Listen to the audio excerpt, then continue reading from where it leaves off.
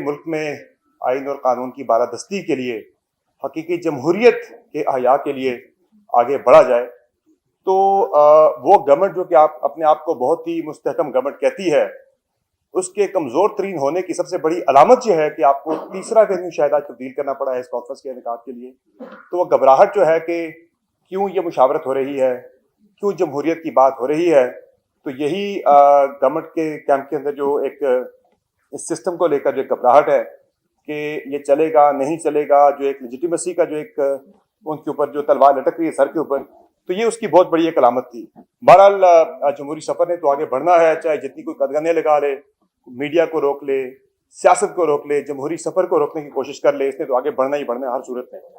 तो इस कॉन्फ्रेंस के इनेकाद पर मैं अपोजिशन को सिर्फ यही कहूँगा कि आपकी जो एक कोशिश है मुल्क में हकीकी जमहूरियत की बहाली के लिए, इसमें जिस तरह बात की पहले मुझसे पहले बाकी साथियों ने, एजाज सैयद साहब ने, अफजल भट्ट साहब ने, कि अपना जो एक आपका सफ़र था माजी में, जो गलतियां आपसे हुई उसको ज़रूर देखना चाहिए कि ऐसा क्यों है कि जब कोई सियासी जमात इक़्तिदार में होती है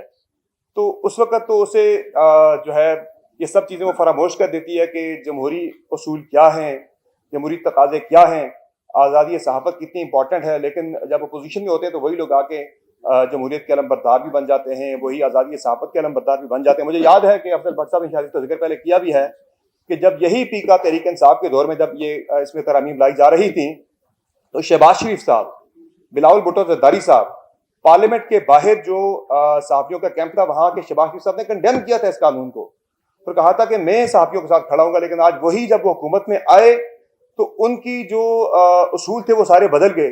तो जो तमाम सियासी जमातें हैं उनके जो उसूल होते हैं अपोजिशन में कुछ और, इक़्तिदार में आकर कुछ और। बहरहाल एक इस वक्त पाकिस्तान के अंदर डेमोक्रेसी को लेकर एक बड़ा ही मुश्किल दौर गुजर रहा है,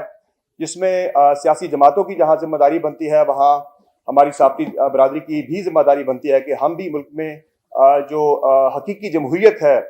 उसकी रेस्टोरेशन के लिए या उसके अहया के लिए हमारा जो किरदार बनता है, चाहे तमाम तर जो भी चैलेंजेस हैं, हमारे सहाफ़ी भाइयों ने भी इस सारी स्ट्रगल में जो हम देख रहे हैं पिछले 1.5-2 साल से पाकिस्तान के अंदर सूरत हाल चल रही है, उसके अंदर सिर्फ सियासी जमातों ने स्ट्रगल नहीं की बल्कि हमारी कई सहाफ़ियों ने भी जेलें काटी हैं,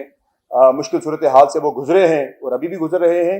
बहरहाल ये एक चैलेंजिंग टाइम है जिससे हम सब ने गुजरना है, इसका मुकाबला करना है, चाहे जमहूरियत को कोई थ्रेट है या आज़ादी सहाफ़त को थ्रेट है, इसका सब ने मिलकर मुकाबला करना है। और इसमें इंशाअल्लाह आप जो हमारी साफ़ी बरादरी है उसे भी अपने शाना बशाना आप पाएंगे अगर ये सारी स्ट्रगल जो है वो जमहूरियत की बहाली के लिए ही है। तो बहुत शुक्रिया आपका इस कॉन्फ्रेंस का इनेकाद करने के लिए और मुझे इसमें गुफ्तगू का मौका देने के लिए, क्योंकि बड़े बड़े आपके सीनियर नाम मौजूद हैं, मैं चाहता हूँ कि वो ज़्यादा गुफ्तगू करें।